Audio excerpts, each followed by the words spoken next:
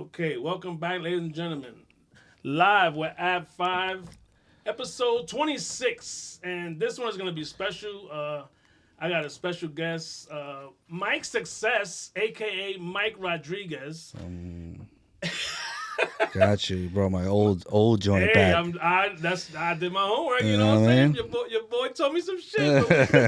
I'm going to let him introduce himself as far as his titles, because there's too many. No. So, Myq Rodriguez, CEO, co-founder of the Pivot Co., also co-founder of Listener Podcast Network. And then you'll get to know a little bit about me after Ab says, because I'm the special guest. He said that probably for the past 25, and now I'm special, right? Nah, appreciate you, bro. Nah, man. Thank you for coming, man. This is an honor. I heard about you. We're just going to do a quick little summary before we get into Born and Raised, but heard about you through Rob Solis from your Myq Success days. You know what I'm saying? Yeah. That's my guy. We're going to talk about that. He said you in the music? Yeah, 100%. Music business? Yeah. G-Star was your artist? G-Fella. G-Fella. Yeah. What was that like? No, it was cool. I mean, that was a situation back with the, let's just call it the Rockefeller days, right? So the producer was Suits, which is my guy Justin. Him and G were together, and they were, doing some stuff. And me and Justin had done stuff years ago, right? Had an artist from Harlem. We did our own independent label. We made some independent noise. Let's call it that. And then he was like, "Yo, I got a new dude I'm working with, G fella. So we got the rapper. I'm the producer. We just need the business guy." So that's kind of like how that happened, and then we did what we did. You know what I mean? So you're the business guy? Yeah, the management side, business guy, We're going to get into the management thing, because I still don't know what that is. Like, okay. Do you, everything business as far as, you want to talk to my guy, you want him in a commercial, you want him to wear your sneakers, so that's you. Right. Talk to my guy. Right. Yeah, I handle, especially at the beginning, the manager is everything. The manager is the agent, is the publicist, is the Uber driver, is the therapist. It's all of that. Seriously, everything until you get to a point where it's like, now you should have an agent, right? Because there's a difference. Like, and especially in this space, I always say, like, the manager focuses on your career, the agent focuses on the moment, right? So the agent is getting you the deals, the brand deals. The manager is, hey, when those deals come in, does it make sense for the overall brand? So a manager is like a CEO of a talent, if that makes any sense, right? It's kind of like you're driving the car, I'm kind of riding shotgun. The only thing I remember in Entourage, they will always go back and forth. Yeah. So sometimes you got to save the client from himself. Yeah. I'm E, and then the agent is Ari. You know what I'm saying? So that's kind of like, but in the beginning, like I said, you're both. You're everything from a management perspective. That's how it. No, I love it, bro. So I usually dye my beard, my brother. I ain't gonna lie for these episodes. But nah, you don't have to do that. I'm gonna tell you why. I kept it gray on purpose to honor you. I appreciate that. Can't shade. People keep telling me, my girl, my shorty's young, babe. I like the grays. Nah, but sometimes a little touch. I said, not today. Yeah, me and Myq gonna gray this bitch out. Yeah, nah, I don't do none of that. I got people, they be like, yo, you should die. No, I'm not. I shouldn't die anything. I'm about to die in 50 years, so I'm not dying nothing. Nothing. You never tried it? Hell no. You never tried the Fat Joe shit? Nah, hell no. Like, and that's great. Like, all due respect to people that want to do that. Like, this is who I am. It is what it is. Like I am so real. I'm not trying to do a toupee. I'm not, you know what I'm saying? Like, I'm a bald dude. Wait. You're not doing the SMP? The SMP? Hell no. And I don't like needles. Bro, I tried to get a tattoo. I passed out. They were like, yo, we want to finish. I said, no, it's finished. It's good. Whatever it is, it is. Yeah, like that's what I'm saying. I'm me. I don't try to, 40's the new 40. No, 40's the new 20. No, it's not. 40's 40. 50's 50. That's hilarious. That's it. So, Myq, you ready? 100%. I want to try a Myq Success morning gem, okay? It's going to be my poor man's attempt go ahead. to do this. And then, give me a second here, all right? So, don't make fun. I see you laughing. I don't. So, this one's yours already. Uh-huh. If it ain't making money, it's a hobby. That's okay. All right, now this is mine. But don't let not making money in the beginning of your journey kill your passion to create. Okay. It's good money? Yeah. It's all right? Yeah, I got you. Hell yeah. I got you. I got you. Because some people go and be like, oh, I ain't making money. Fuck this hustle. Fuck this whatever. So Nah, but but the thing is that you can make money with hobbies. Mm-hmm. You know what I'm saying? People get too caught up in that, right? But you have people that listen. I'll put it to you like this. I had my 9 to 5 when I was in the music industry, and I would talk about the industry. Like I studied it, I knew it, like I was involved in it, but I had a 9 to 5, right? So I would always give somebody advice. If somebody came to me and I'm talking about music, I would always end it with, but understand I still have a job, right? So clearly, if I was doing it every day, it'd be a different story. So take what I'm saying for what it's worth. You're talking to somebody that has a 9 to 5 as well. So I never want you to think that my word is God. It's just there's people that have jobs and act like that this is what they do. And it's like, if you really were doing it like that, you wouldn't have a job. You would be making money and you'd be doing what you're doing. But there's nothing wrong with that. I'm just saying, understand where you're at. And you could be in every, because I've been in every aspect of it. But, you know, don't talk to me and there's an aura and people have egos about, yo, this is what I'm doing. It's like, it's a hobby and it's okay, but don't get mad at that, right? When you're making bread and you do it, and now this is your livelihood, okay, that's what it is. There's nothing wrong with either way. It's just that there's some people, like I said, they want to talk that talk. I'm a podcaster. Relax. Again, you can, and you can build it out. Yeah. And that's what I'm saying. It's like, it goes back to the old saying. It's not what you say, it's how you say it. If you come across with an ego, it's like, I don't want to be around that. I'm an energy guy, right? You have that energy, I'm good. I don't, and that's why, like, nobody can tell me nobody can control what money, nothing. Oh, I got this money. I don't care what you got. Like, I don't rock with that. I'm not with your makeup. Like, whatever you're bringing, I'm good. And when you become accustomed and you get comfortable with yourself and confident, like I always say, the power of no is incredible. Incredible. But people don't realize that because everybody wants to say yes to everything. It's definitely I'm in and me and my guy Frances and a couple of other podcast people, you know, some people that are in the music business, that the conversation comes up because we love what we do, right? Mm-hmm. But if you go by what you're saying, those type of people, if you go by IG, if you go by the internet, if you go by whatever, where's the money? Yeah. You know, and it's a touchy subject because I don't have an answer to that question.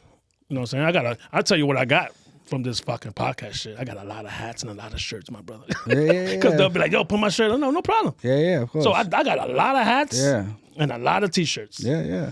But that topic, bro, is like never ending because where's the money? And it's like, bro, I love this shit. Mm-hmm. I could do this shit. I could do 3 more episodes after this. Mm-hmm. But it's going to cost me money because that's why I like what you said. Don't leave your 9 to 5 because you got to fund that shit. Yeah, 100%. And you did that. You said that in one of your morning quotes. Like, oh yeah, don't leave your job, bro. Yeah. Because that's how you're paying for your little rap career, your podcast career, your whatever. Yeah. But it's like I said, it's definitely a touchy subject for people that if that's what they're looking for. If that's what you're looking for, I don't know what to tell you. Yeah. But I just love giving people a voice, man. Because BX, Brooklyn, Queens. I keep saying BX and I got to kind of branch myself out a bit, but home was first, you know what I mean? Yeah, of course. But I just wanted to touch on that because I know that your morning. Let's get into that. Where did that come from? That actually came from. What's crazy is that came from. I love it, by the way. I can't. Thank you. It came from Chicklet. The idea came from Chicklet, and you'll hear like I'm on a lot of pods, and I always reference him because he's the one that like how I got into this space, and he's an amazing individual. But at the end when we first started with Chicklet and Maleni, and what Chicklet would like to do, he would be like, like towards the end of the year we would get together, whoever was the team, right? What doesn't matter, going around, and I never forget this.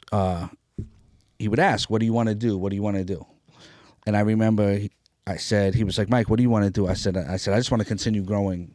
Yeah, like, you know what I mean? Like, I like where we're going. He was like, nah, forget about us. What do you want to do? Like, you, Myq. And I was like, yo, eventually I would love to get into public speaking. I would like to help people. Like, that's my nature. And he was like, you should. He was like, yo, you help us so much. it would be dope. You should start maybe thinking about shooting something so that you can help other people. And that's kind of how it started, right? Like literally, I don't know if I said, because good morning just happened, right? Like I just said, hey, good morning. So now the people be like, yo, bye, good morning. And then people be like, yo, good morning. You know what I'm saying? But I remember the first video I did, I want to say, I forgot what year it was, because I did like a 3-year straight, Monday to Friday. And I did it, and Chicklet was like, yo, like he was helping me. Because this was the first time out. I'm okay in front of the camera. Like, I'm super comfortable now. But he was like, yo, Myq, you seem very serious. And that's not you. Like, you're serious, but I like to have fun. I like to joke around. You know what I mean? Yeah. He's like, I want to see that. And it kind of, built out. And, now with my videos, now I joke around. Sometimes if I mess up, I don't care. Like, you know what I mean? Like, I'm just me. So that's kind of like how it started. And the idea was, we don't have blocks anymore. Like where back in the days you would go and the older dudes would kind of put you on to game. Yeah. There's nobody chills on the block like that anymore. The block is the phone. So this more recently, this is kind of like the virtual block. So for me, what I realized I know it's a long-winded answer on how it started. Don't worry about it. But I remember that my I'm a baseball dad. I'm a sports dad, right? And I'm not a corny dad. I don't know which one's my camera fries, but we either one, this one, that one. I ain't a corny dad. That one. This one right here, Yeah. just understand that I ain't a corny dad. No, but the thing is that I realized that with my kids, like a lot of his teammates knew Chicklet, because I started with Chicklet and Maleni. So and Chicklet was on the growing, and right. It's like, oh damn, humanity, whatever. And we would have conversations, and I talked to them like they my peoples, right? But I would realize that there was some kids that would speak to me a little bit more, and I was starting to see like, damn, they kind of speak to me because they know who I'm around. Mm-hmm. They're starting to see what it is, and it resonates with them. And I'm probably saying the same thing that their dad is telling them, but it's still their dad. I'm not their dad. So I was like, oh, let me try to do this because I do this. It's really for the younger generation. Like my biggest thing is 18-year-old kid right now. Like I'm just you in the future, and I'm trying to help you.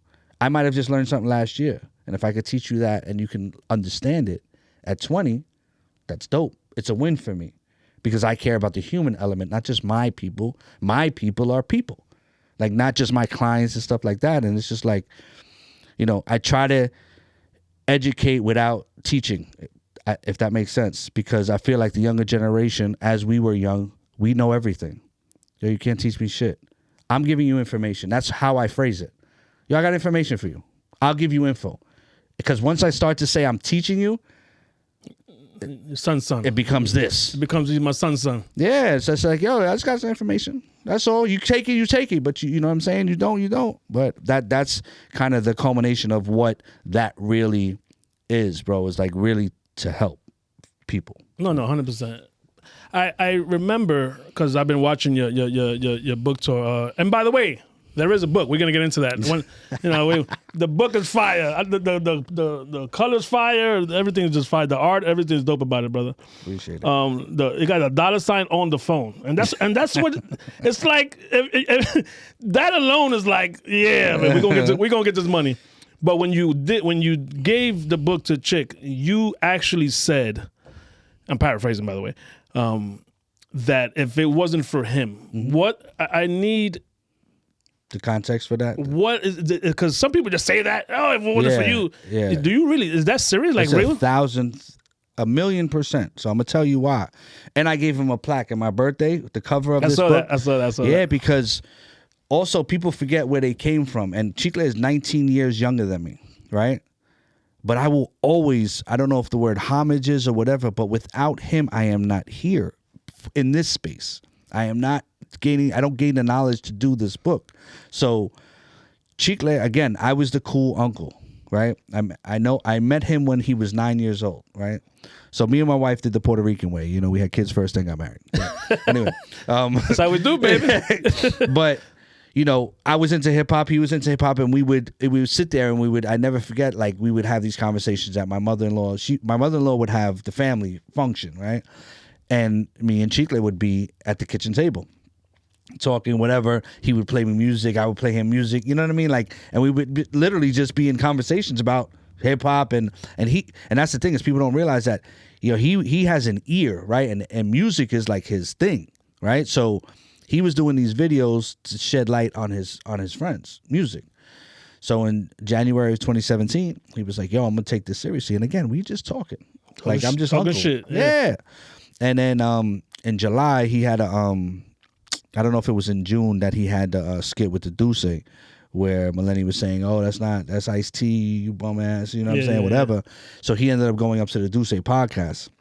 And then after that, and I didn't go with him, it was whatever. And then we spoke, and he was like, Rock Nation said they want me to come back because they want me to speak to Tidal about something. He's like, I don't know. And I don't know. I think I said, do you want me to go with you? Because I don't think he had. I think I said, yo, you want me to go with you? Like, yeah, sure. Well, you know, why not? And we went in there, and I had taken like a break. Like, I was focused. I had started a baseball team, and I was away from this whole industry, from music, anything. And I just went because, again, I looked at him like a son. And after that meeting, they had offered him a web series. That's what they wanted to do on Tidal. And we went downstairs, and he was just like, yo, it was all new to him, right? Because he was just, making funny skits. And then now it's becoming serious. And it was kind of like, yo, we just started doing it. Like, yo, can you do this? And I was like, yeah, no problem. And that's how I got back into this. Like, if it's not him, I'm not doing it, because I didn't want no parts. But because I looked at him like a son, and I cared about him, and my goal was to build him up, not just as a talent, but, yo, I want to help you. Like, again, I look at you like a son, so I'm going to do whatever. And that's kind of like got me back into my groove. And then now I'm in this space. And like I said, I will, anything I'm doing is all because obviously there was a contract involved. Yeah. So that was new to him. So now you like, you know what? Let me see that, because you was in the contract world before. Right. And that was the thing. It was just like, again, he was like, yo, I'm just trying to be. He had no idea that this was going to be a thing for him, and to see where he has taken it, where he's grown, and Maleni, and like those are like the originals, right? Like, it's just like, it's amazing, and they're just dope people, and that's why, like I said, I always want to show him the respect. And it's also showing people, like, just because he's younger than me, it's not like, yo, I'm older than you. Nah. If I don't start working with him and we don't start learning and building together, I am not here, and I will always say that. No, and you know what? I people are gonna get tired of me saying two names, Elliot and Julio, because Elliot motivates me to do episodes. He motivates. Hey, yo, you took 2 weeks off. What's poppin'? And he's just a good dude. He's a promoter. He got the Bronx on lock when it comes to that. And then my boy Julio was because I was doing IG lives. That's how I started. Okay. I was doing IG live. My first episode was my daughter, to break the ice. I'm like, I gotta talk to my daughter. Right. Then I talked to my brother. We didn't grow up together. So then Julio was in his own space doing something like this, and I'm like, yo, how you get in that studio? Oh, the engineer's right next to me. You want to talk to him? So my first episode, so like you said, I just saw Julio right now when I coming over here. Because you have to, bro. Excuse me. You just don't get me wrong, you could be a fucking douchebag. Yeah. And don't do it. But me, a guy like us, nah, we gonna do that. Yeah. I don't care if I become Joe Rogan, the Julio. Yeah, no. You're gonna keep hearing that name because the douchebags are out there. Like I always say, that position is filled already. I'm good. There's too many assholes. I gotta talk as far as with man. There's too many asshole managers. That's good. We have enough of them. Yo, I'm gonna be me. No, your boy Rob was like, if we get two things out of this episode, don't be kill the ego and don't be a douchebag. Yeah, and that's it. And we figure it out. That's a fact. We have another friend in common, man, and this guy, man, I'm not. My brother Eric Noriega, man, I know him for years, and he knows I talk shit, and we've gotten drunk together, we play baseball together, family man. I love his kids, I love the wife. So when I started popping, and yo, Ab, you good at that shit. I'm like, bro, I'm just talking shit. Nah, bro, stop being fucking modest, nigga. Like, big yourself up. And I'm like, all right, nigga, whatever. Yo, my boy Myq is gonna call you, and I'm like, yo, all right, cool. That shit happened for 3 months. Eric, are you happy now? God damn it. Nah, he's the man, bro. Like, he is a very special person for me too, and he's somebody else. Like, when you do something special for me, and especially when it's around family, I'll never forget. So, short story with E is my son has traveled, chasing the baseball aspect for better baseball opportunities. Anyway, we end up, his son Gavin and my son Mikey end up going to Salesian. And Mikey still didn't have his like adult body yet, right? Like, so the coach Keith was still an amazing guy. I would say he's one of the, my kids have a bunch of baseball godfathers. Yeah. So Keith is still one of them. But anyway, I was going through, it was a transition for me, meaning like Mikey wasn't, I don't want to say the guy, but Mikey was still small, and he was a sophomore, he was skinny, playing on varsity, and it wasn't translating. Like, it was like, damn, he's playing. And Gavin's a beast. Well, Gavin, yeah, and that's what I'm saying. You're playing with men, right? And it was difficult for me. Like, I was like, yo, this was hard for me to understand and just kind of, and E was there with me. Like, every step we're like, yo, bro, trust me, I had this shit with Gavin, and this is what it is. He's like, yo, trust, like, you'll be all right. And like, literally just somebody to talk to. And then, now Mikey's, doing what Mikey's doing. You know what I mean? Like, playing Division I baseball. But E got me. That was tough for me. And it may not be for other people where it's like, yo, it's a big deal. But it was for me. I'm actually thinking what's the big deal right now. Yeah. And it was. But it's personal. It's personal. Yeah, it was a mental thing. And it was just like, yo, it was kind of like also a little bit getting humbled from a dad's perspective, right? And having somebody there to be like, yo, you're going to be all right. Right? Because like I said, if you don't have kids and you're not into it, again, like you said, what's the big deal? To me, it was a big deal, right? Yeah. And the big deal was to have E with me and E to help me with that. You know what I'm saying? And at the end of the day, that's the only thing that matters. Remember how you were saying something earlier? You was like, yo, nobody cares about that. Yeah, but I do. That's what I think. No, I love the rest of the world needs to understand that too. The coaches, whoever guided you in life, podcasts could be management, your OG, whatever. You're not gonna forget that person, bro. Yeah. Because they were there for you when you didn't know what the fuck you was doing. You know what I'm saying? Yeah, nah, but he's my guy. Shout out to you. Yes, sir. We're doing our cigar soon too. Don't worry about it. Oh, he told me you love cigars. Yeah. What is that? Because my son plays. He don't play. He's still 12, but he been in flag. Me and his mom. We're not together, but we still a hell of a co-parent. We co-parent the shit out that kid. Y'all be jumping me. I'm like, yes, that's the point. Yeah. So he started playing flag football at 3, 4, 5 years old, right? And when they're young, they gotta the coach is actually on the field. He's guiding them. Run this way. So now he's 12, and now he got hands because his older sister. They used to just play ball in the house, but that's hand-eye coordination. Right. So me watching him now, like play or whatever, and he'll make a play and he'll touchdowns, and it's like, bro, and you just. It's a feeling, bro. So what does that do for you to see your boys out there, man? Football, baseball, because they do. They both. You how many? I have 3 kids. Yes, I have 22, 21, and 14. All boys. All boys. I saw that. Boy, dad all day. Yeah, all day. And the 21 and the 14 are with my wife, right? So, I'm a person that I just like to see people doing what they enjoy, and I am a very emotional individual, right?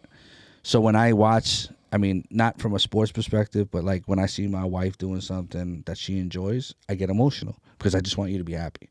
So with my kids, that's where I want you to be happy, and of course I want you to succeed. And in baseball, of course, it's mostly failure, right? So mostly, So that's the difficult part. But with Mikey, I was different than I am with Maddox. Mikey, I was where I needed somebody. Yeah. Right now, I'm good. Right, like if Maddox still doesn't have his adult, it's different, right? But it's my second go round, so I'm not so concerned. Like Maddox is 14, like there's no college looking at your 14-year-old stats unless you're 6'4", right? My son is not, so it's different. So I'm not worried about it. Like I'm not stressing it. my whole thing is development right now with him. It's about mental, body language, all that type of stuff. I could care less if you go 0 for 50. I don't care. I just want you to learn or whatever. But I love watching my kids play. Like that's my enjoyment. Like that's literally my break from everybody and everything. Is I will go to watch my kids play baseball. Like I literally love that. You can have a triple header. I don't care. Like I enjoy it. I enjoy it. So no, it's you got a lot of good. I don't know who's your photographer, but there's a lot of pictures you got. Like you walking alongside your kids, or you like you cheering or something. I'm like, dang, they're like, you just capturing all those moments, man. Keep those moments, man. Capture them, make frames, make blankets. Because now you can do anything. You can do. Yeah, no, you can cover the sofa now with all these. Absolutely. But no, I definitely love that, brother. Because I had an episode that I big up dads, bro. Yeah.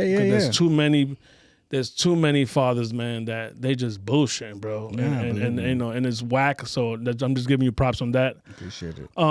Let's go back a bit. Let's do born and raised real quick. Where you from the Bronx? I'm from the Bronx. What hood you rep? Oh, the hood is the Hunts Point area. So unless you know the Bronx, like it's the Boulevard side. Oh, okay, yeah, so, I know the Bronx. 163rd and Tiffany. Okay. So over there, my grandmother had a bar for 40 years on Longwood and Southern Boulevard. Right they had an amazing warehouse there.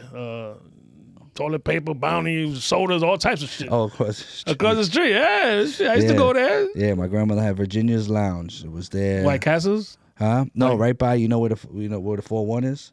Yeah. Right across the street, like literally right on the corner of Southern Boulevard and Longwood. And that's not a soft neighborhood. So nah, my grandmother was no joke, bro. Like we want to talk about where I'm from, like.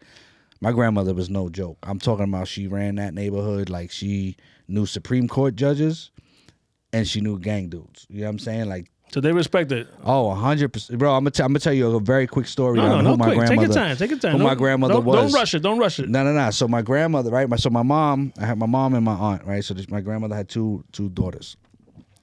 So my mom was driving, and my grandmother had my grandmother like was all right, financially back then. Because my mom had a car. Mm-hmm. You know what I mean? In like the 50s. That's not normal. Yeah. So anyway, my mom was driving and she got pulled over.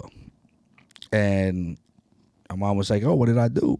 And she said, the cop was like, nothing. I just wanted to see if I get off at 5. I want to see if you want to have coffee after. So my mom goes, I could take your badge for that. Like, you can't do that.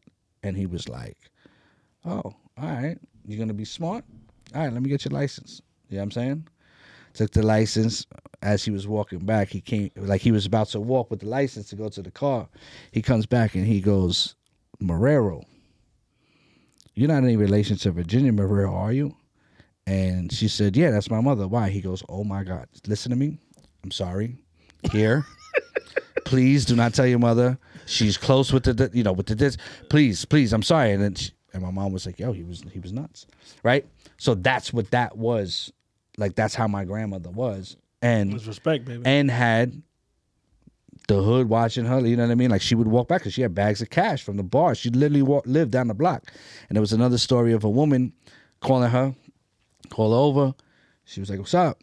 And she was like, no, because it was like 2 in the morning or something. She was like, no, I just see this as like a bunch of guys following you. And she goes, who?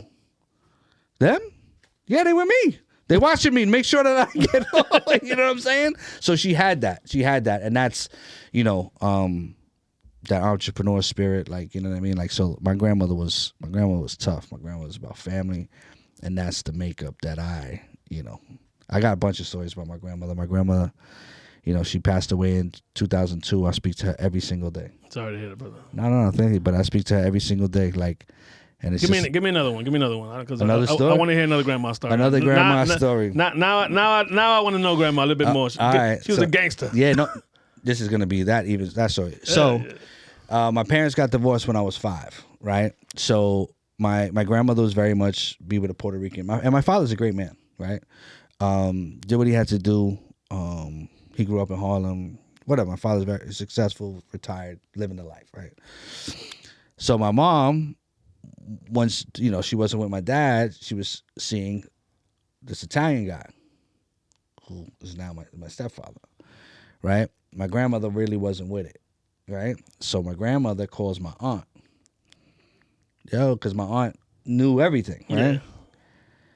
Yeah, I want to go pay him a visit, right? I just want to go talk to him. So my aunt was like in the middle, whatever. So then, so they're taking the train down because I think my stepfather was working downtown, whatever. So my aunt was like, they were taking the train, so she had to get something out of my grandmother's purse. So she went in there, and it was mad heavy, and my grandmother had a piece. My grandmother was going down there to be like, yo. What's popping? Exactly. You know what I'm saying? And again, my grandmother was just no joke. And it was just like the love of my life. And again, spiritually, like we're connected like you wouldn't even believe. Like, you know, in the Spanish community, you know that. Like sometimes you pray to a saint. Our saint was Saint Michael. I was born on Saint Michael's Day. That's why my grandmother felt like I was a gift from God to her. And that's why I was named Michael. But yo, bro, I'm telling you, it's crazy. It's crazy. There's a bunch. There's stories I'll tell you off camera. Yeah. But there's some stuff like that. I got you. You spoke about your parents. What was your relationship with your parents? What was that like? It was amazing, bro. Like I can't. Like divorce was not war for me. That didn't matter. Divorce was harmony, right? Like, you know, my stepfather came into my life at 5. And my father would pick me up on Sundays, and I would wake up, and I would see them having coffee together. Like, it was harmonious, bro. Like, I could not. My stepfather could have been like, "Yo, yeah, you could pick him up." We sent him downstairs, and that still wouldn't be wrong. But what he did, that's why I always say it was him that really kind of created that. Because I had a stepmother, stepfather. Like, I had parents for days. Like, seriously, like I had such a support group. And when I went between 18 and 22, I went through a really rough time. And I always say it's self-inflicted. It had nothing to do with it wasn't like, oh, I wouldn't feel like I was going through my own stuff. Mm-hmm. But it had nothing to do with not having a dad. Like I had 2, right? But, you know, my mom I'm super tight with my mom.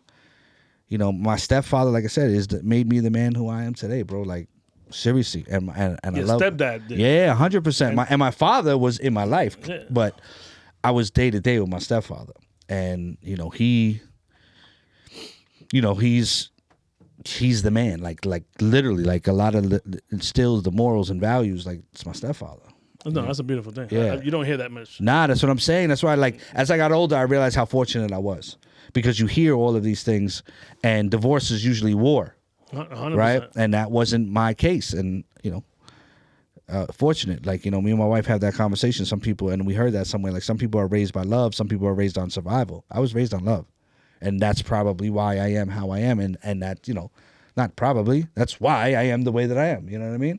Some people out of survival, you don't. This is not natural, because if you were raised on survival mode, you don't know what the love aspect of it is. But like I said, I could literally go through layers and. No, you are taking me to a place right now, brother. Because me and my wife split up.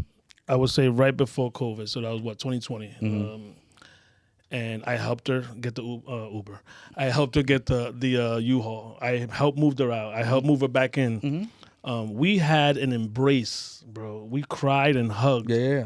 That last day that she walked out of my life. Mm-hmm. And people would think, oh, you nigga, because you like the movies, like, or whatever, or fuck that, you should just kick that in the ass and get the fuck out of it. You know what? That's fine. But my breakup was happy because you know what? I was already doing nothing to restore this love. And when a woman, and I didn't even know this is a thing, when a woman hits that wall, this wall, no turning back, enough cheating, enough bullshit, and they can't do it no more, right? Mm-hmm.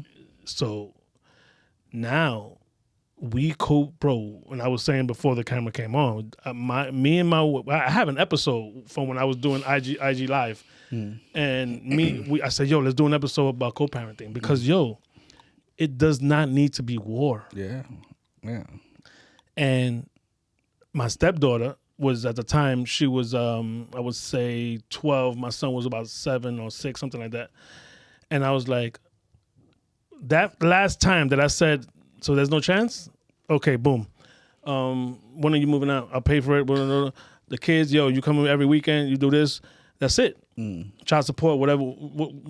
Came up with a number. We didn't. There's no. We're adult. No government. I don't know none of that. That building is somewhere in Broadway. I don't care because I don't go there. Yeah.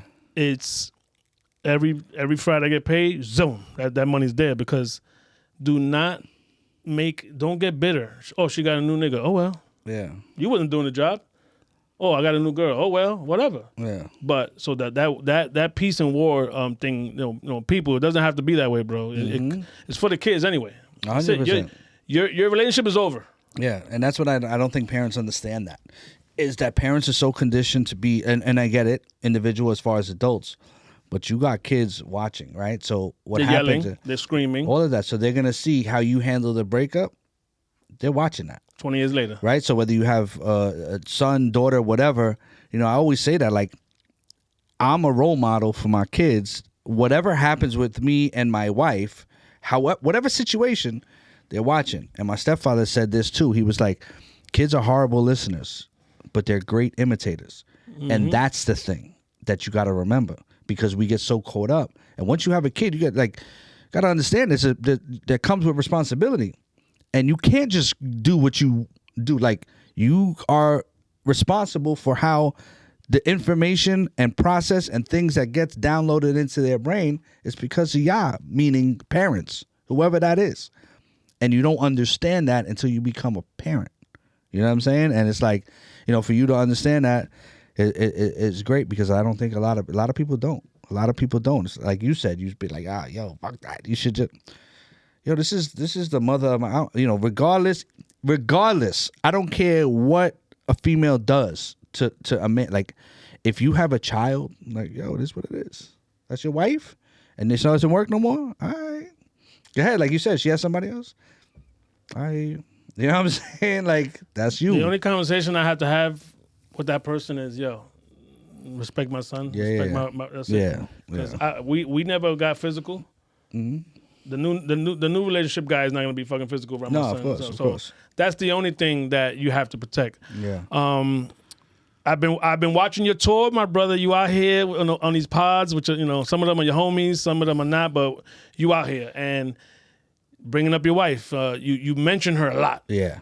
You know, we don't have to get into details, no names or nothing, but you know, what does that woman mean to you? Nah, people know my wife. She in my bios. Like, yo. You know what I'm saying? I keep it above. The way you speak of her is legendary, bro. So we got a big old wifey, man. Nah, she is my world. She is my world. I say my family are the four chambers of my heart. And, you know, me and my wife been through a lot together. And, you know, she's just an amazing, like, we're connected spiritually that people do not understand. Going back to my grandmother saw it. You know what I mean? And, you know, I'm the same way in front of her as I am away from her. Like, you know, sometimes, especially in the beginning, it was like hard for her. Like, damn, this person loves me like this. Like, I love you, like, for real. And I respect you enough to be the same way. Like, I don't front. I don't bullshit, right? I always say, everything is business to me, right? Business practices, right? I'm not saying everything is business, right? But I always say the kids are our marketing department, right? How they handle themselves is a reflection on me and her. And it's the same thing for me. How I am over there is a reflection of her. Be like, imagine, damn, I saw your husband a little wild, you know what I'm saying? I don't want that for you. I respect that. And I'll scream it at the mountaintops how much I love her, and people, I'm me.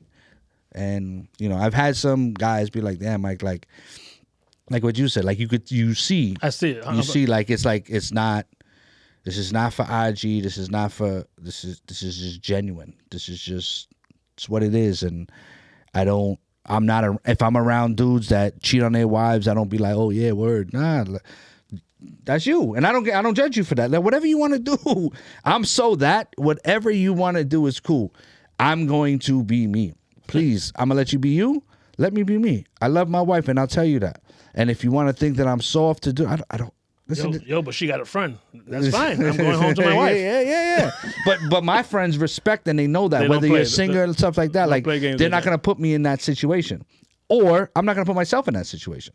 Like that's why I try to keep a tight circle when it comes to friendships, like real good dudes. Like I would not, if I'm with you, Ab, and you sit there and you like, y'all, I'm trying to work out things with my wife. Whatever. I'm not gonna sit there and be like, yo, just get out there. Like I'm gonna talk to you because this is what you want. Because, like I said, I may not like her. And clearly, I don't know who she is. I'm just using it as an example. I always tell people, if you have genuine friendships, you got to love your man more than you hate the person. Because if your man loves that woman, but you don't care for her, be there for him because you love him. Who cares? That makes him happy. Say what you got to say, but also respect that. You know what I mean? Like, a lot of people don't, because too many people, like, I always say people are too busy trying to define everybody else instead of understanding. You know what I'm saying? Oh, you're this, and he's that, she's that. All right, cool. But understand people. Don't try to tell everybody and don't be so judgmental because we all are. We all judge. You know what I mean? Oh, yeah, we have the judge. Yeah, thing. but it's how far do you judge? You know what I mean? Does it create how you look at somebody completely different? Listen, everybody's everybody. Let them rock. No, I mentioned this on my last episode. It hasn't come out yet. And actually, on my boy Fran Jez episode, I gave my shorty like 35 minutes of camera time because I got 2 baby mamas, and that's my only 2 loves. The rest was hanging and banging. You know what I mean? Like my boy Fran Jez says, hanging and banging, baby, having a good time. So that's not the name of the studio, right? Hanging and Banging Studio? No, that's not. Oh, no, that'd be good. Okay. That'd be funny. But that's his other pod. That's his other pod. Actually, the episode that him and Natalie are on my next episode, that we named that shit Hanging and Banging. That's hilarious. No, because we were smacked by that time. That's hilarious. I did his show first, and then they did my show. That's hilarious. You know, by the time we got to my show, we were smacked. So we named it Hanging and Banging. But I gave my shorty so much props, right? Because we've been together a year and a half, and bro, I've had a blast in the single life. Read that how you want it. You know what I'm talking about. I'm 48, and she loves me, bro. The way you just said that shit, I felt it because this girl loves me. So now the player dog starts to go away. I'm like, my man, wait a minute. The other shorties, they fuck with you. You know, you get the drunk calls and you get to hang out, but bro, shorty loves you. So my question to you is, and this thing that I'm trying to big up, you know, it could be rapper, podcast, or whatever, actor, musician. Right. How important is that woman to be in your corner and not be hanging and banging? Well, again, support, obviously. Yes, and take this from this is a 50-year-old. So a 21-year-old, 22-year-old may not understand or get it and grasp it. So this is coming from a 50-year-old. I think it's very important. You know, for me, when I partner with somebody or try to do business, like when I'm getting to know somebody, how I gauge people, and again, they don't have to have all of these qualities, but this kind of gives me the start, right, to see where you're at. There's 3 things that I look for, right? Number 1 is, do you have a child, right? Because that shows that you live for something other than yourself, right? Number 2 is, have you played team sports? Because that shows that you're able to be in a team setting.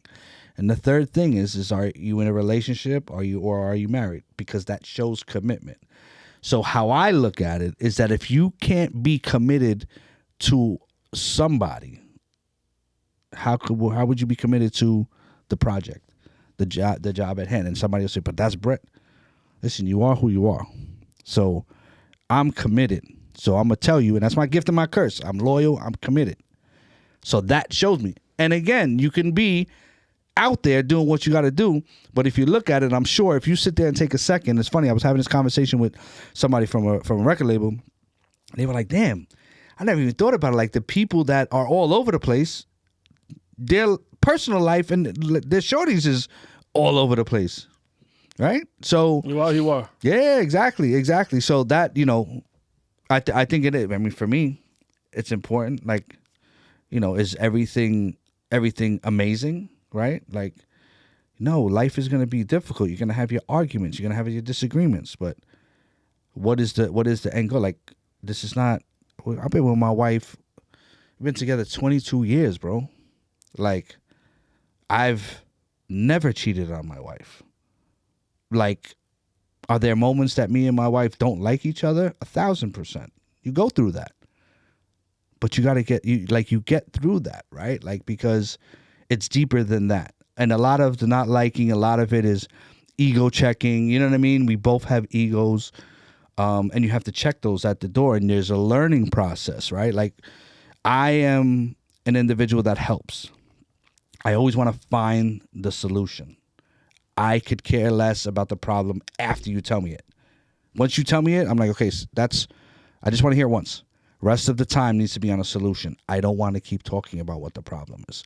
So anytime if my wife vents, and it's not even just about me, or just in life, anything, I immediately want to be like, right? So over time, I've learned to ask the question, babe, do you want to just vent or do you want advice? Like, do you want me to, because I want to be able, sometimes she just wants to vent. Okay. And you need to be an ear instead of fucking chiming in. And I've realized that about me, right? Because I know where it's coming from. But if she's in the moment, I'm like, yeah. And we've had this time, babe, please just let me talk. But I'm in such solution mode. You in lifeguard mode. Yeah, because I want to help you. Because I see my wife in distress, and I want to help you. But helping you, maybe shutting the fuck up. Yeah. And like I said, the ego gets checked, and I've learned it, and I've learned it for me, and it's like I speak about this, and I've said this on a bunch of different pods, and there's levels. I always talk about levels, right? So my wife, I'll use me and my wife because we're speaking about that right now. If my wife shows let me remove that because just in case, let me remove me and Ab, right. So the thing is that you want to say, for me, in order, like telling me, like you had me on this pod, right? So now for me, I tell you, yo, Ab, after I appreciate it, yo, I want you, your family, I'm gonna send you out to Fiji for like a week. Like, I really appreciate this, right? On my scale of 1 to 10, that's a 10, right? Like, because I want to show the appreciation. And you, now, for me being on the pod, thank you for coming on the pod. You may just tell me, yo, Myq, thank you so much. Like, I really appreciate you being here. Now, that might be my 1, but that's your 10 because Ab don't fucking express his feelings. And I may say, yo, Ab said thank you. He don't say that to nobody. Yeah. But once I understand that that's your 10, I appreciate it. I can't expect you to get to my 10, bro. Some people are not capable of that. Now, there may be other situations where it's a 10 for me and it's a 1 for you. Once you start to understand, that's what I'm saying, understanding people, there's levels and you got to figure that out. And that's why, like going back to me and my wife, there's some things I have a 10 and it's her 1 and vice versa. But it all balances out because you start to get to know each other and start to understand, and it becomes not settling. Because we always get to, yo, I ain't settling. Why don't you understand? Because you're thinking about you. You can't be with somebody without some sort of compromise. Whether it's compromise in your understanding, you can't just, like, it's just wild. That's wild to me. To me, that's an unhealthy relationship. I'm the boss. It's my way or the highway.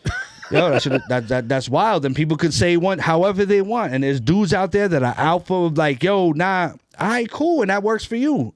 I have a different opinion, and that's me. I'm not trying to change you. This is just how I feel. Does that system work with your clients, the 1 in 10 system? Yeah, that helped me. Once I realized that helped me with everybody. That helped me with any type of relationship because now I don't expect people to be me. Yo, in that situation, I would have, and then I catch myself. I'm like, yeah, but that's, and I talk to myself. I'm like, but that's you. They're not doing, okay, cool, but now I know. I can't. My mom always told me, you can't change people. You just change how you react to them. And those are the things, you know what I mean? So with clients, I may have to call you every day. Him, I can just let him know once and he's good. Another person, I got to go to see you and be like, yo, you know what I mean? So it's all different. It's all different. That's beautiful, man. We spoke about the morning gems. I have a couple of favorites here. Okay. The first one we already spoke about, keep your day job. Something got to support that dream. Right. Sometimes it's not hate. Some people need to see it first. Kick that one. Break that one down for me because that's very important. Yeah, and that I learned through therapy, right? So a situation, I was going through something with my wife and this therapist. I never forget him telling me because I keep it. And I was like trying to have him understand something, and he broke down. It wasn't in this fashion. I just took it and did my thing. Put some hood on it. Yeah, the thing was that he was like, yo, some people have a concrete mind and some people have an abstract mind. I'm a visionary. I have an abstract mind. I can sit here and have a conversation about something that's not here, that I can't see, it's not in my hands, and work towards it because I can't see it. Where my wife is a concrete mind, right? Like, so it's literally like, yo, babe, I want to write a book. Yeah, okay, cool. You know what I'm saying? And I'm not going to get it's just an idea. But then when I bring it to her, damn, babe, that's fire. That's fire. Yo, let's go do, right? Because, but she wasn't hating. No, she just couldn't. But with my wife, I understand. Yeah.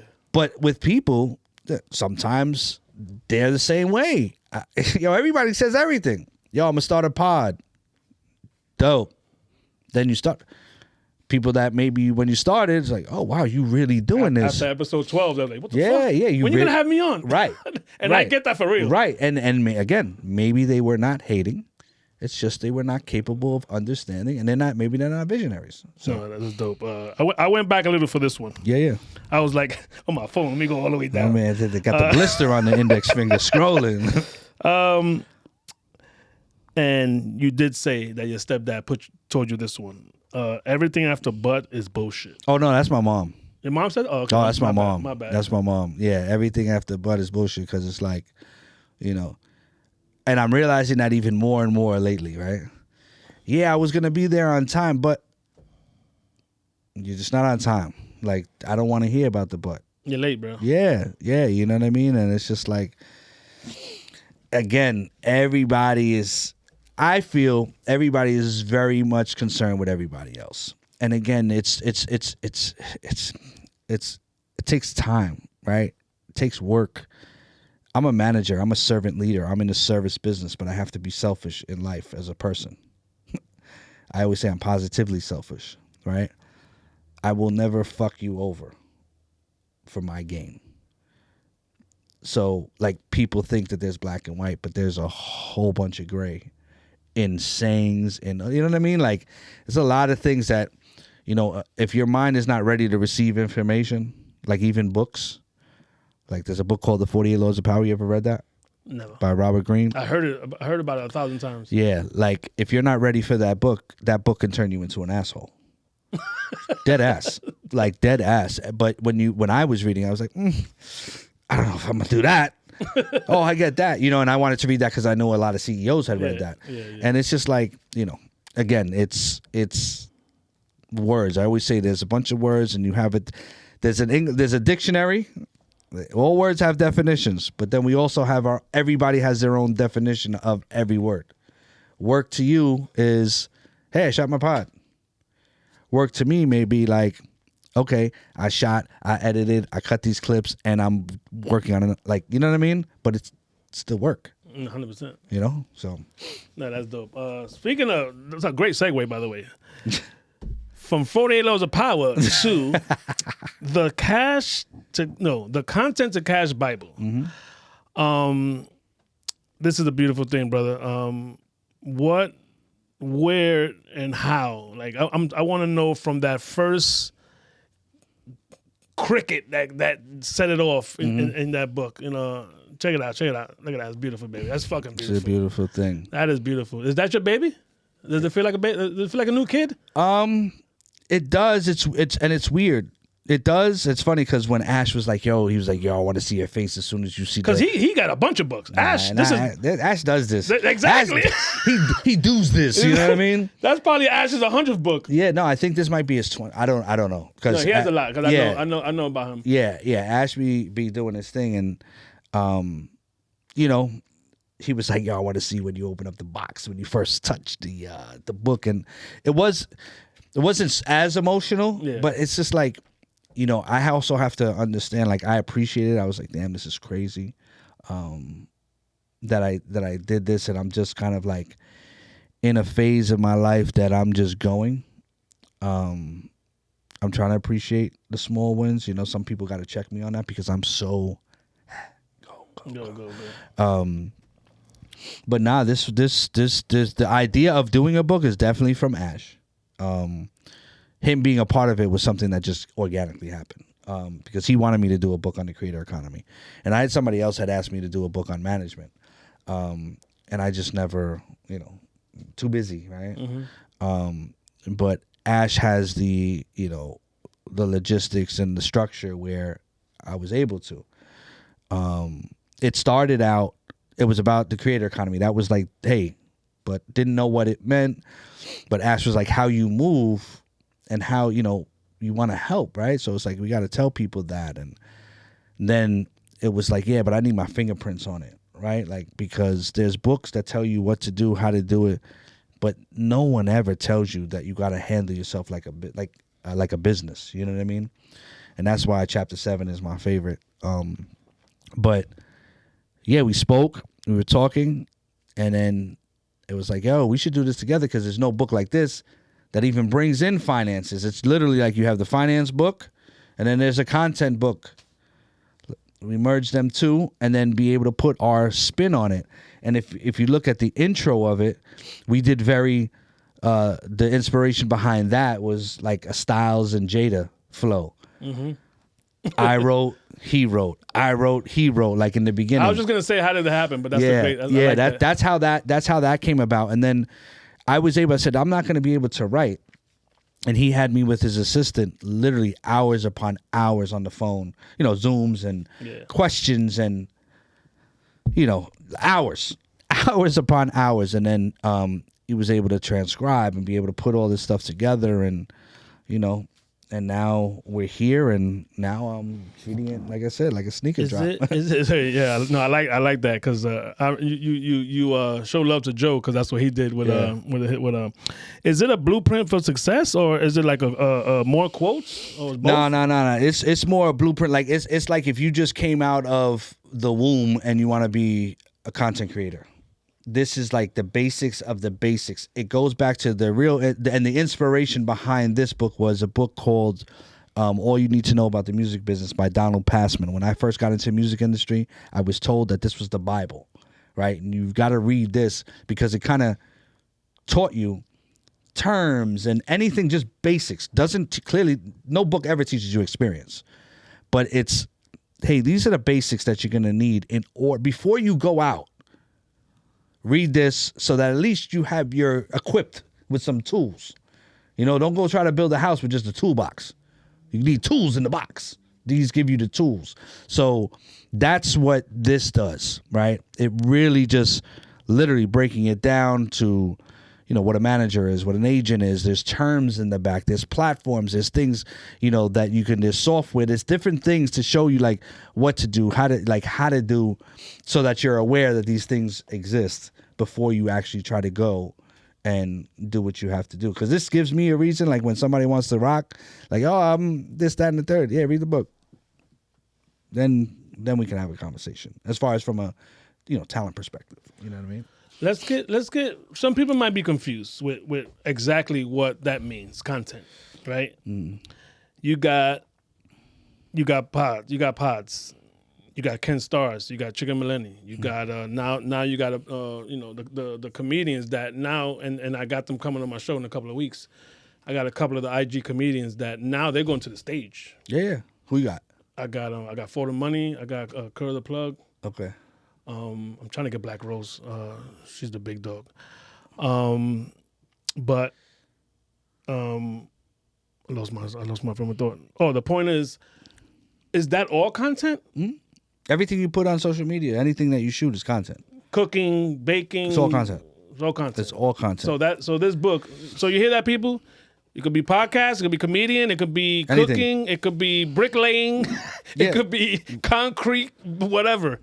If you go to your page every day and you are doing something and you're trying to make it grow and you're trying to get paid, You know what I'm saying? There's a lot of pitfalls, and maybe the book. So before you hit up Myq in his DM, he's gonna send you to the book. Facts. Here, this will answer your questions. Yeah, no, that's what it is. But what you did before the book? You would take a little meeting and be like, "Hey, you're not ready," or Yeah, I mean, this kind of gave me the videos in the morning on steroids, right? To be able to have something like, I can send people somewhere, like, cause I'm very passionate when I speak to people, and I realize that. Like, if you catch me in a room and I'm having a conversation, like, it's very hard for me to, hey, I'm gonna just give you a few minutes. Like, I want to, like, what are you doing? What you trying? Because on the spot, I'd be like, yo, it'd be dope if you did this. Like, I'd be on some Rain Man shit. Yo, you should do this, and that'd be fire if you did this, because that's just what I do, right? So it's like, I got to be able to conserve that. And that's why, like there's going to be a course built out based off of this book. Probably going to eventually try to get into schools with this, based off of whatever programs we build out. Because I just want to teach people the right way. Like, I don't want people to be thinking that you got to be a shark. And I'm a shark. I always say I'm just a vegetarian shark. I'm not out there to fucking kill nobody, right? Like, I'm a businessman. I get busy at what I do. But I always say good business breeds more business. And I don't want to fuck you over, and then 3 years I'm watching my back because I fucked him over, and who knows if he knows, like, I just don't like to move like that. So, content, people don't realize that everything is content. And, like, even the name, the Content to Cash Bible made sense, and it's kind of like dual meaning too, because I'm content. Ash Cash is cash, right? So that's why it was the Content to Cash Bible. It's me to him, and that's kind of like what we were. No, I'm definitely checking out that book. My girl was like, you got to read it, because I really don't read books, and my girl's like, babe, you got to read the book. It's gonna be Audible so soon. So no, I gotta read the book. I gotta feel it, because let's talk about what it was in the beginning, right? Okay, let's use Ken Stars for an example, because he to me, he's the one that really, well, it was for me, it was Loopy. Okay, yeah. And Loopy took that shit, and then Ken came. So now, let's just go what the people see, right? And me, for example. Oh shit, he's funny. Oh shit, he's funny. Oh shit, he's funny. But he's like, how does he get paid? That's the first thing someone's gonna say. Oh shit, he's hosting at a club. Okay, that's a way. Yeah. Okay, like I said, I got a bunch of hoodies and a bunch of shirts. Okay, you're getting sponsored by clothes. That's fine. Where is the money? Yeah, well, you got to build vertical, and that's something that I learned too, because I learned this from when I was younger. I was trying to build wide, right? And the thing is that we're conditioned, especially now on social media. Yeah. Multiple streams. You gotta, and me, I was conditioned with that. Like, when I had my 9 to 5, I was managing an artist. At that time, wasn't making no bread doing that, right? Then it's like, oh, let's put on an event. And then I'm doing marketing for the jewelry company. Oh, I'm selling Amway. Like, I'm doing, all of these things because I'm so, multiple streams. You got to get one. Instead of going like this, start here and build right here. Grow. Yeah. Right? And that's the thing and that's what I'm trying to teach a lot of these creators, is because how do you translate those eyeballs into consumers, right? It's not so much about having 1 million followers. It's you have 10,000. How do you cultivate that? I was gonna ask you, do you need to have 1 million followers to be successful? Hell no. And it's even less, like, more so now. You don't need that, right? It's crazy, because the 1 million followers you have those eyeballs. Some people buy stuff, like, whatever. Let's just say that you have real following, but does it translate into consumers, right? Because there's a difference. You can have 1 million followers. There's people that may have 100,000 that make more money than the person that has 5 million followers. Because what are you in this for? Like I said, this is for people that want to handle like a business. If you're trying to get clout, that's cool. And that's what, like, you trying to get a DJ shout out? No problem. Yeah, do your thing. Those are clout chips. You know what I'm saying? That's cool. And again, like I said, everybody's everybody. I don't want to, me personally, Myq doesn't want to work with people that just want clout. I want people that know that I can use that clout in order to build a business. If you know that, then we can rock. Not I just want it for that. I got I have too much experience. I protect my energy, and like I said, I'm not pulling people anymore because I see things that people don't see, and I see something, and it's like I want you to come over here, but I'm getting an energy hernia trying to pull you, and you don't even want to go, and you don't feel it. Okay, cool. I'll be with somebody else that I could push, and I'll help push them in the direction that they need to go. It's just you got to understand, like, it's so different, like from when I first started in 2017 to even now, and people think it's so, hey, I'm shooting content. How come I'm not getting bread? Who are you? What are you? Right? I always say you got to build the brand first, then the business. If people don't know, if they don't equate you with something, and people don't want to have a niche, and that's the thing that kills it too. I could do everything. I get you, but you're new to people. He does everything. What does that mean? Start somewhere and then build out, right? So if you have the following and you are funny and you're branded like that, a lot of times the easiest thing will be, as far as especially in the urban cultures, like you have the hosting. If you have something, you have to handle it like a business. Easy thing, do merch. Make some bread there, right? Brand deals. Because you got to have something that people want. Everybody keeps thinking about how come I'm not getting the money, but how are you making somebody else money? That's how you got to look. How do I make you money? Because that's the only way people care. Because even rappers, I talk about this all the time. Rappers, you go on their pages, everything is a song. I spit. Everybody's nice. But who are you? How do I have to be able to see the person. I gotta, something gotta resonate with me. You spit. Okay, I got it.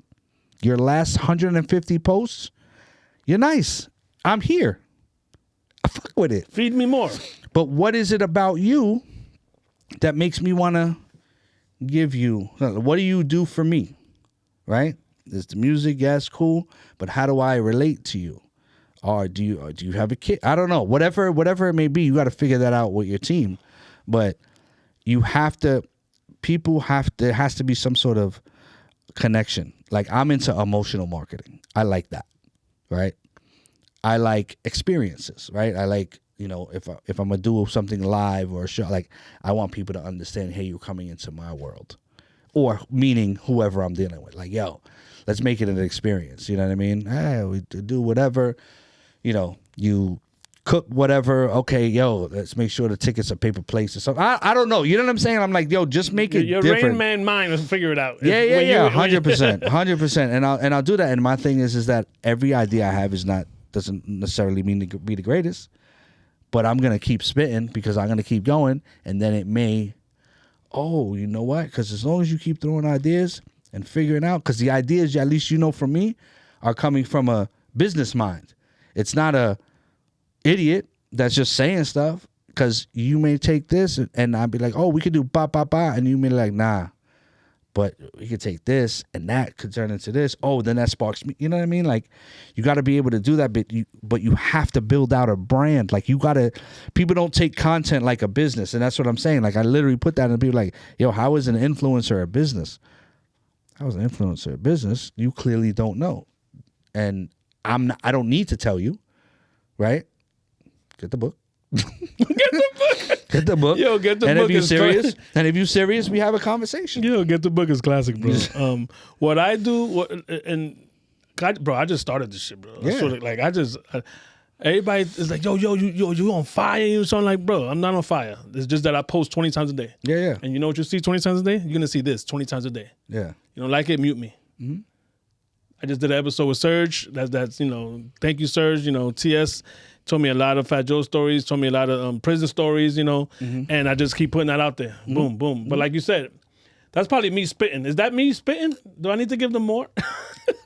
No, but the thing is that for me, with a pod, I always say that people got to know who you are, right? Because let's just say you have Jesus Christ sitting here. Mm-hmm. As a guest, because I think that's the thing where they go wrong is I get guests. I understand that. But they're there for the guest. They're not there for you. So you may have, me and you, this pod goes up, and then you have Jesus Christ after me. Jesus is probably gonna have a lot more views than me, right? Mm-hmm. It's gonna be the spike. But then what happens? Then it's gonna come back down because they're not connecting to you. People want to come here, like you want people to come here for your opinion and what you got. And yeah, you may have people, but it's like it's you, right? Because there's pods. Because let's just say a pod run, my mini pod run, Yeah. right? People see me, cool. If they want to hear, great. If they don't, but at the end of the day, you want people to come for you. Mm-hmm. I just happen to have, hey Mike, I feel like this is dope. The reason why people want to watch this is because Ab thinks that I'm dope enough to have on his show. People focus too much on that, on like I said, on the guest. Oh shit! I got Jim Jones. That's yeah, fine. that's cool. That's cool. And it's just like you want to get it to a point where. They fuck with you. Shit, Jim Jones is on Ab shit, fire, because it's you. That's how Joe Budden is. That's how Joe don't need to have anybody on the show. They just be talking shit. Either Joe, yeah, Joe, yeah, both of them, right? And you just there for that. And then when there's a guest, fire. Let me see. Oh, this would be dope. Let's see how this is. But you got to create. That's what I'm saying. Create the brand first. The business is going to come after. That's that fucking deep shit, bro. All right, we're gonna stop there. Get the book. We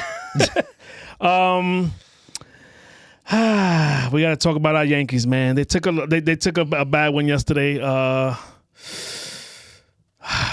it. Game 1, by the way, for whenever y'all see it. We're talking about game 1. Yeah. So I got a Yankee challenge for you, and I gave you a heads up so you could get it ready. So. 3 things that I'm battling you right now, right? Mm-hmm. You say you used to be a dancer? Okay, I'm calling you out right now. You ready? I'm gonna go first. Just to Okay. Let's see which flex is better. I used to sneak in the old Yankee Stadium and play manhunt. Wow, that's fire. That's how serious. Because my man Walter was the beer guy. He'll get me in, through the side door, the old stadium. You can't do that in the new stadium. They don't fuck around. Yeah. So I was like a super fan, bro. Back in I'm from the Maleni days. I'm from the Winfield days. Mm-hmm. I'm from the. I was at the game, Red Super Sidebar. I was at I don't know if you remember. I forgot what year it was. But that Mattingly and Winfield were fighting for the batting title. Oh, I was at that. I remember that year. I was at that game. All right, so I was at some dope games. I was at the game that Thurman Munson they dropped his ashes over. Give me a flex. You got 3. Give me 1. As far as why you a bigger Yankee? You say he's pinstripes on the umbilical cord. Well, that's what I'm saying right there. I should have my mom send a picture of it. The umbilical cord. They got the pinstripes. That trumps everything. I was a Yankee fan in the '80s when the Mets. I'm gonna tell you. Oh, this is a funny story. Yeah. So during the '80s, if anybody is watching, that was before the '90s and the 2000s. I was a kid. Yankees were horrible. Horrible. And I was a baseball guy, right? I lived it. Baseball camps, whatever. The '80s, they were horrendous. The Mets won the series in '86, Mm-hmm. and I was going to a summer camp the following year. And Mel Stottlemyre, who was at the time the Mets pitching coach, he was coming to the camp. So I had a shirt that I saw this dude in school had. I said, I need one of those. And I wore it when I saw Mel Stottlemyre, and it was a Mets World Series 86 champs. And it said Yanks 87 with a big black X across it. And I'm taking a picture with Mel Stottlemyre. And he was like, hey, I don't know about that, because I was such a true fan. They're going to win it next year. Never. They never did. They were horrible. I went through the Bobby Meachams and the Andre Robertson at short and all the... Wait. Wayne Tollison. Wayne Tollison. Yeah. All right, that was a good flex. All right. Here's my second one. So the flex is, I used to sneak in, play manhunt. He wore a fucking disrespectful shirt and a Mets... With a Mets coach. With a Mets coach. All right, here we go. Me and my friends, and you probably did this too, because 96 was amazing. Me and my friends broke night outside Yankee Stadium to get tickets in the morning. Yeah, no, I never did none of that. Like I was watching 96, I was not good. I was not a good guy. I wasn't. We won. What do you mean? No. I just wasn't a good. Like I didn't. There was a moment in time, bro. To be honest with you, that I couldn't watch baseball. 96 I was watching, but I couldn't watch the Yankees. I couldn't watch any baseball because I had given up a scholarship, baseball scholarship. Oh, personal reasons. Okay, so it wasn't from fans. It was No. I couldn't watch any baseball because I was like, damn, that was supposed to be me. Oh, you went to the dog. You went to the 18. Wait, I pay attention. The 18 to the 21 stage. Oh, I couldn't watch anything, and it was maybe like around. You want to talk about that? I don't know if you want to go back there, but I mean the thing was that you were good enough to play. Well, who knows? I had a scholarship. I gave it up for a female, which is not. My God! Yeah. Which is not my wife. You gave it up for a female? Yeah. And then my friends ran through her. Crazy. We're just gonna leave that there. Alrighty. What's your? That's not the flex. That's no flex. You got that one. You take that one. All right, so we're gonna go straight to the third one. I actually I got a job in Yankee Stadium just to be there. Oh, that's fire. Nah, that's fire. Yo, check it out. I used to sell. They had because there's different jobs in Yankee Stadium. Security. You could be cashier. You could be whatever. I was doing merchandise, which is I sell people hats and behind home plate is section 119, 118, whatever. It's the biggest store in the Yankees, the first floor, first level. I used to work in there, so I just did that just to be close to the Yankees. I was there for Jeter's 3,000 hit, bro. Oh, that's fire, yeah. We had a whole line of Jeter 3K, if you remember. Mm-hmm. Fire. So, yeah. Yeah. No, I take this shit serious, man. I know you do, too. No. Yeah, like, I'll say over the course of the 70s, 80s, not like all of that. Like, I've been at some pretty dope games. Like I told you, like, Thurman Munson's Ashes coming over the stadium. I was at that. The Winfield Mattingly, I was at that. I'm thinking of, like, moments. I went to... I definitely was at Jeter's last, not his last game, but that run, that last series. I forgot who that was. That we played, but I went to that, and then I'm dying to go to the World Series, bro. Like I'm trying to.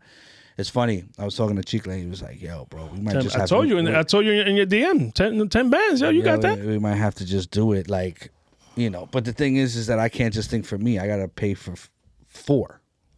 That's a fact. No, the 3,000 hit was dope because it was off I think it was off of David Price, the home run. Like everything this fucking guy did. Nah, he was amazing. My dog's name is Jeter, and we just got a cat. Her name is Jazz, because those are my son's favorite players. That's the flex, right? All right, so I will be a fool to have you here, man of your caliber. I know you don't like when people talk like that about you, but you are fucking important and dope. I appreciate it. You're pretty fucking amazing. I appreciate it.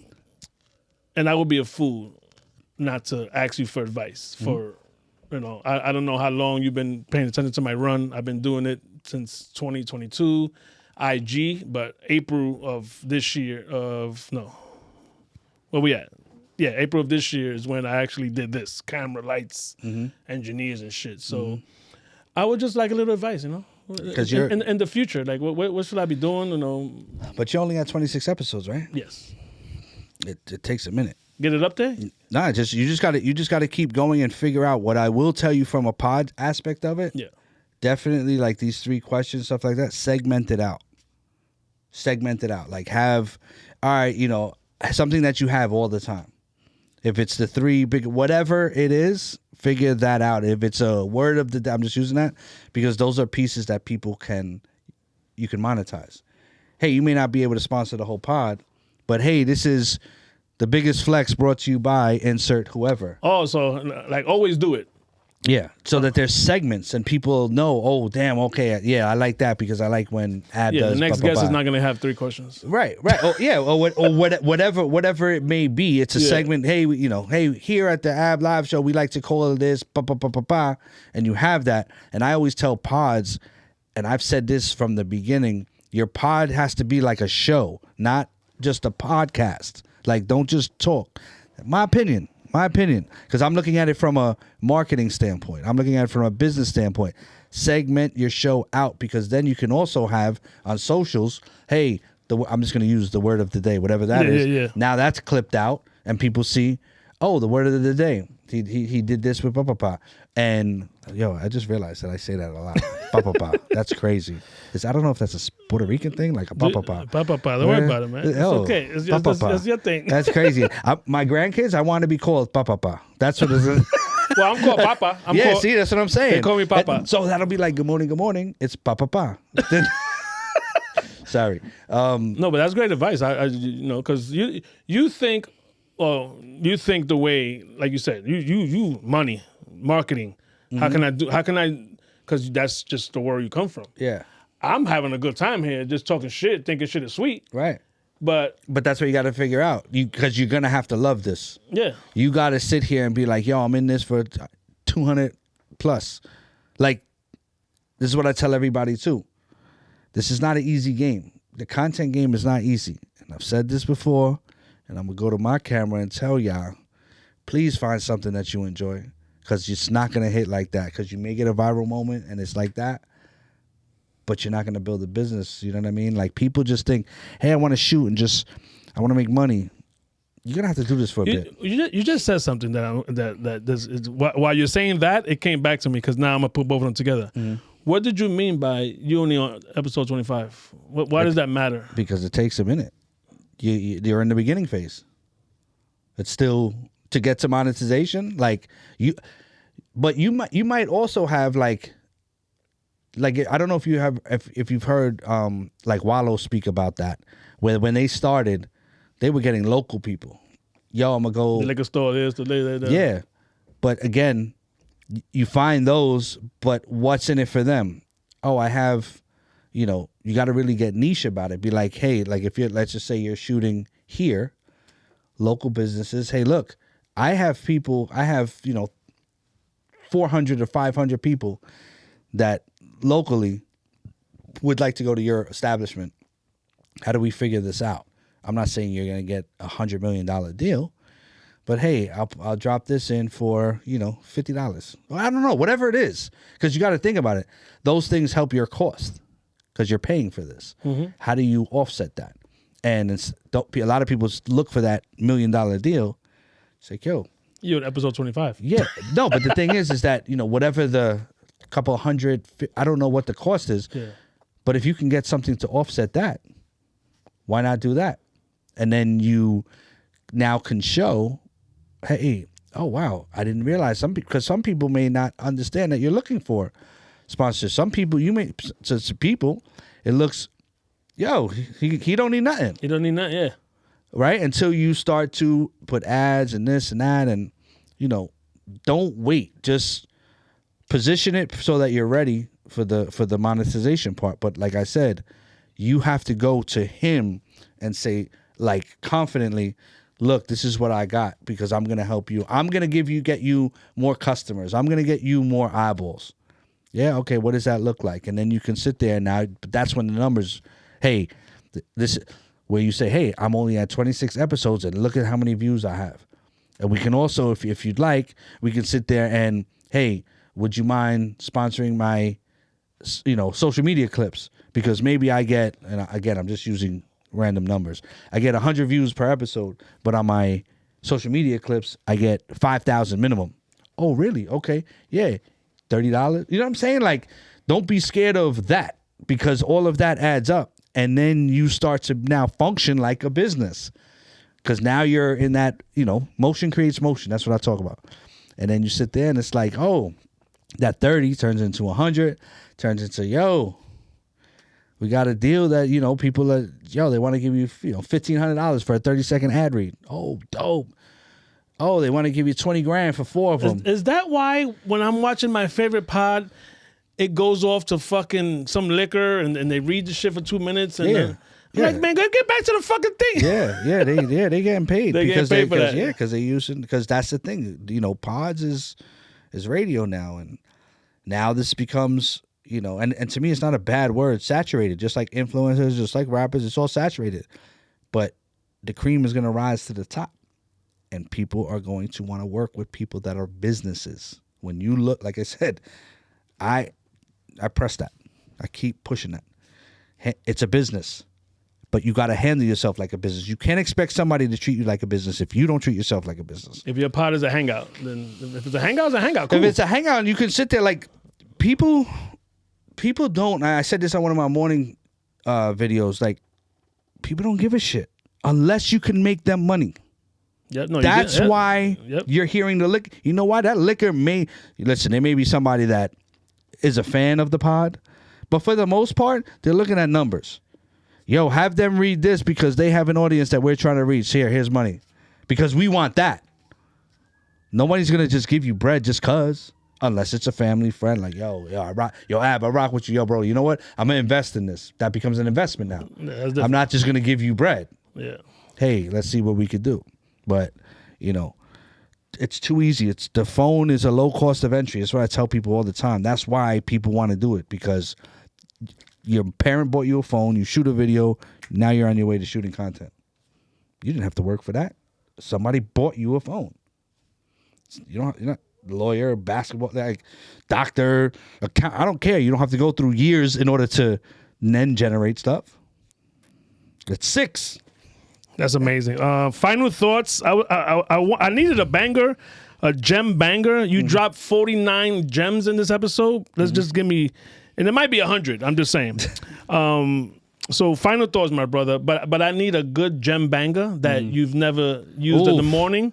So I need a freestyle gem banger before we sign off. Oh man, off the top. No, but I've been saying it a lot. I've been saying it a lot lately, but I haven't put it together. I might have said that. I might have said it. That's fine. You can say it again. To define, like that's one thing for people, right? As a society, we got to stop trying to define everybody and start understanding everybody. Once you understand people, now you know why they made decisions that they made. You may not agree with it, but at least you understand it, and it becomes a better situation as far as for relationships. That's in business or personal relationships. Understanding is key. Myq Rodriguez. There you go, baby. Get the book, The Content to Cash Bible. That's the episode. Get the book. Get the book. Yo, I'm dead ass. There you go. Yo, I keep doing this in my episodes. Like the name just shouts out. Yeah. Yo, get the book. Do not DM him. Get the book. Don't ask him for opinion. Get the book. If you see him on a baseball field with his kids, don't get the book. That's hilarious. Thank you, my brother, for doing this. I appreciate you. For sure. Eric, leave him alone now. So. Thank you, my brother. Yeah. Peace.